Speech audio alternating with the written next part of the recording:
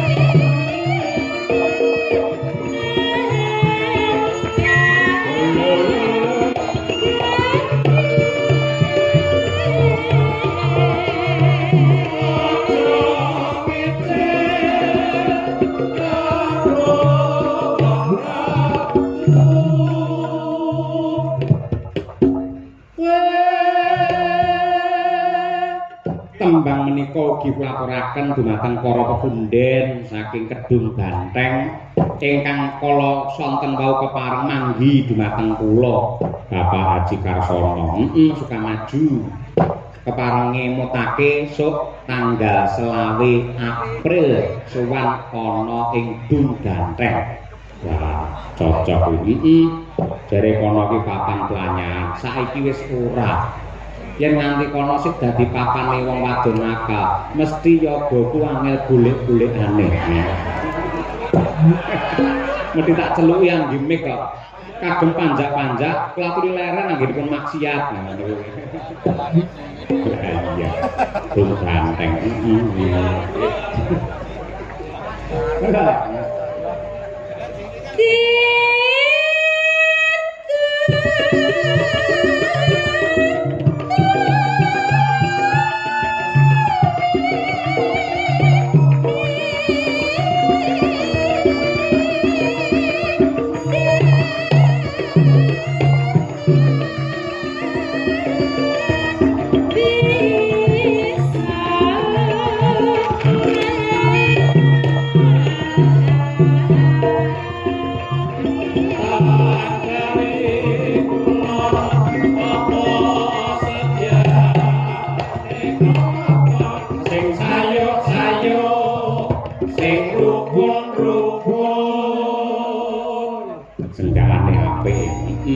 Nemu piwulang pesan moral ngetan kali mulan apa sedyane kelakon blarati sampirke mae cerak ra ngampirke minggu ora prei ditunggu-tunggu ra diwehi mertane wong wis turu dibuka malah ngidoni apike didoni sik ayo monggo guys ya mumpung rong Mei ayo Monggo istriku. Ayo.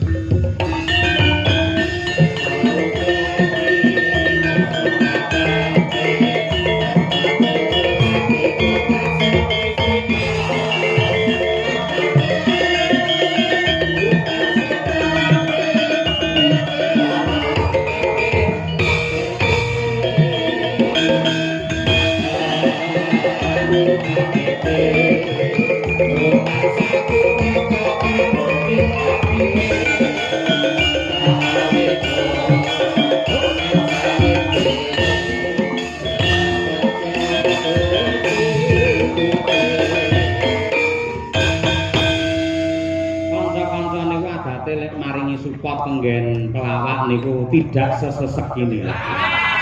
Ning khusus kangge gareng muda ya kudu sesek. Iya. Nanti Mbak Wir nganti rampok empat.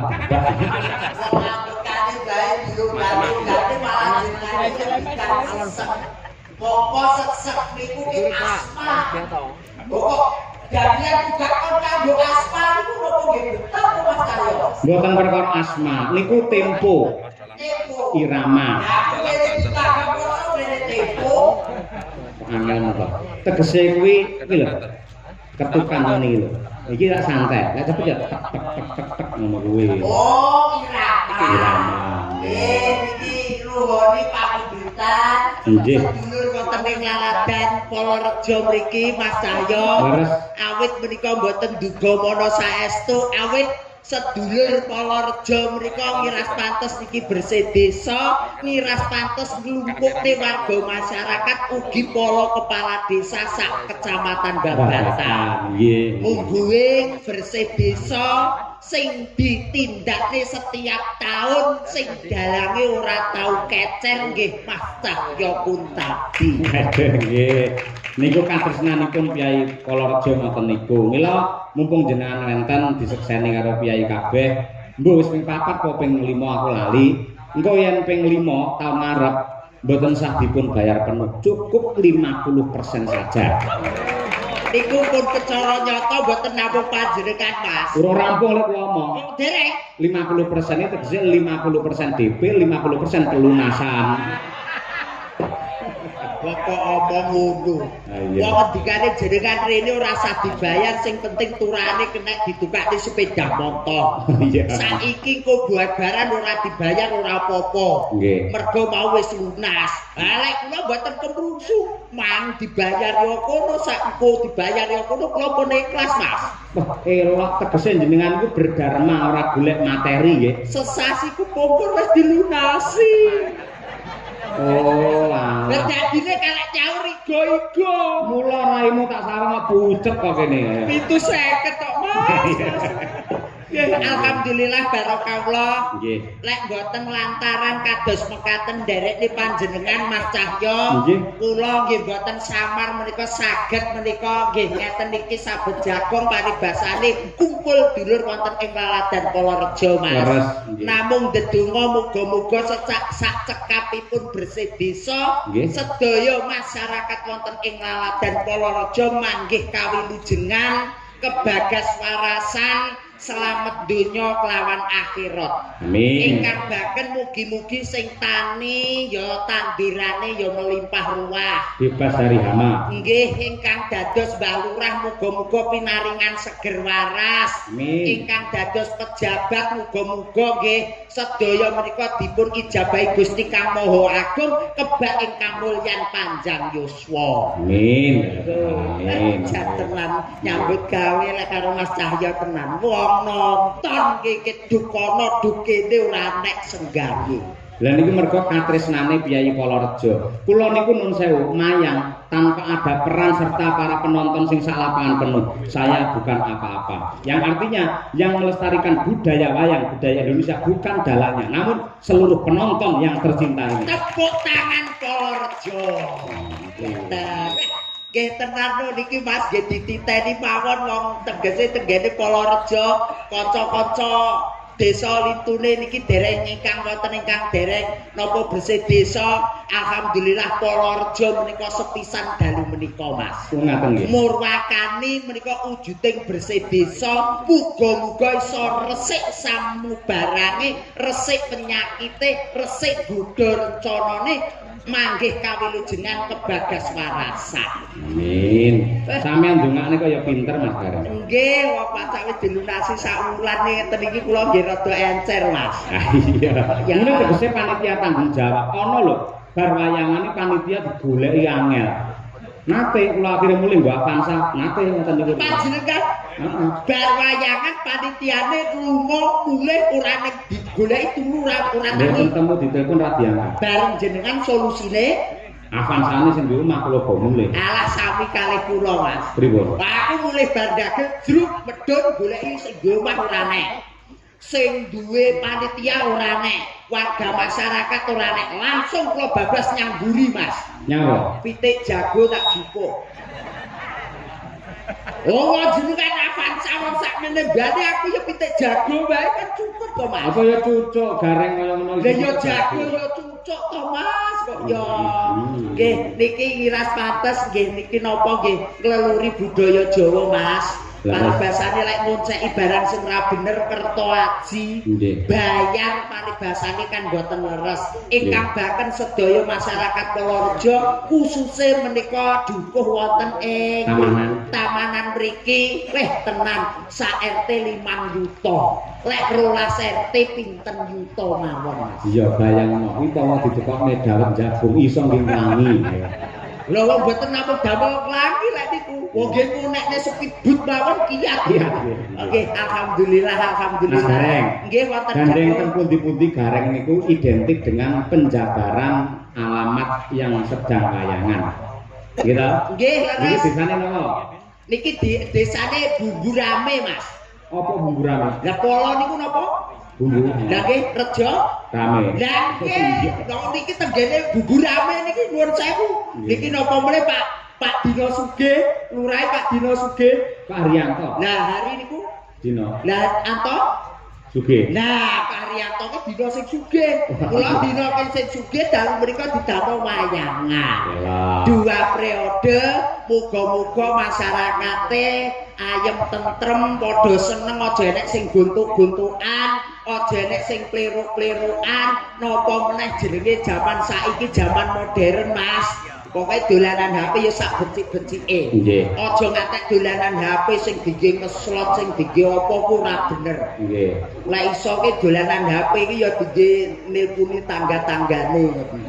Lah ngapa tanggane ditelepon? Lah ya nggih kok lek bab bojone ora nek ditelepon kan kena dijak COD, Pak. Waduh. Ya. Mboten niki Polorejo silakan diterjemahkan. Po ki apa, lo ki apa? Polorejo. Ayo. Po popokane priyantun seniman wonten ing Laladan Ponorogo. Oh nggih. Popokane niki teng mriki Pak Haryanto nyengkuyung. Nggih. Mbah Dewan kekalih nyengkuyung, Bu Camat nyengkuyung, masyarakat sedaya nyengkuyung. Kula popokane priyantun seniman wonten ing Laladan Ponorogo. Nah, tepuk tangan untuk Mas Gareng Pacitan luar biasa. Lagi siji lho.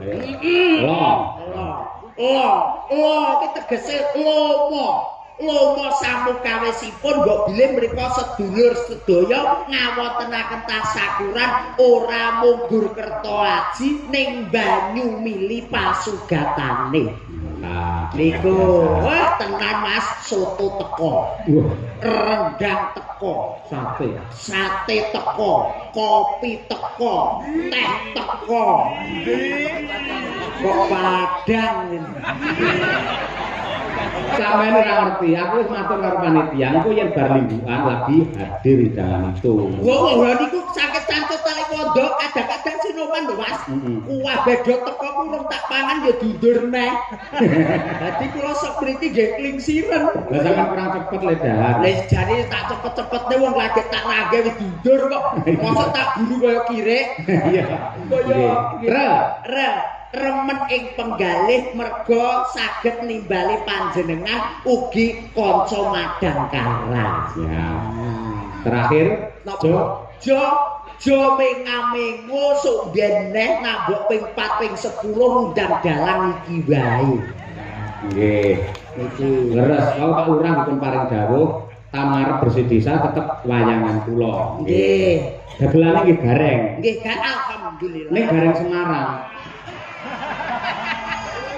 Mas, mboten napa-napa. Kula pas job teng Blitar. Pak boten saged. Mboten saged kok. Nggih. Wong ngarep golek sandang pangan ae jenengan iki kok ya paling mboten nggih napa niki dung-dung to Mas. Dung-dung. Pokoke ya aku lek rezeki jenengan pikantuk rezeki, para dagang pikantuk rezeki, sinoman anggenipun cantut tali wondo parkir nggih pikantuk rezeki. Mergo diayomi karo Pak Lurah. Pak Lurah. Namanya Pak Lurah? Haryanto. Harapannya ke depan Polorejo semakin ngrembaka dan jayeng bawana. Tepuk tangan. Rinten kelawan dalu manembah marang Gusti eling sing gawe jagat ora liwat ning limang wektu. Yang hari Yan niku Yan. Ambek yo aja nganggo Yan ngono bareng. Mana pancen yo ngono. Harian. Aduh. Ya nganggo Yan barang to. Lah ya tiwas dilunasi bae ora iso nerjemahne. Yan tegese niku lumayan.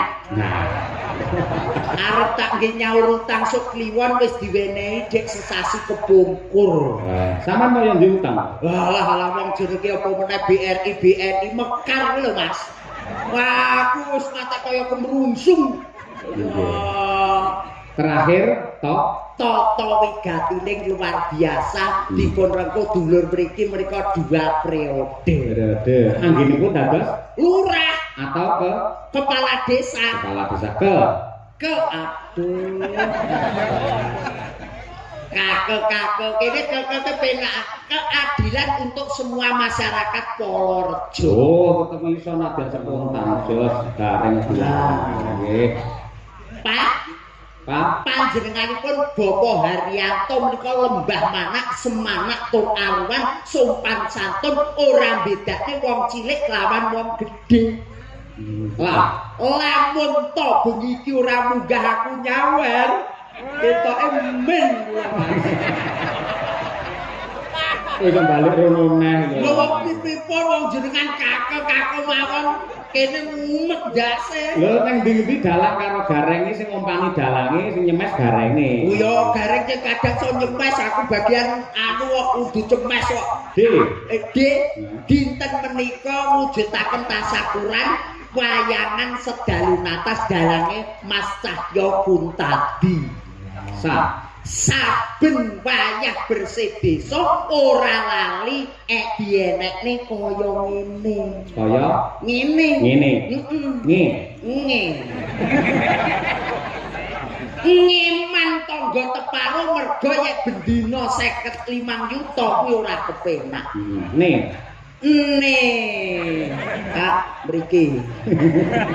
Kok yo ngene ngoten bingung Pak ngoten iki kulo temutek ngoten iki nggih mluku. Oh kudu iso. Zaman saiki garing kudu cepat, akurat dan juga bermanfaat. Lah iki apa kaya polisi apa piye? Wong aku kan dagel mosok kaya polisi cepat akurat tanggap, cak debak paling. Iya. Wong iki ukara lho Mas, kaya wong klase kula mawon kok nggih. Ngapunten Mas Cahyo nggih. Cahyo. Nggih.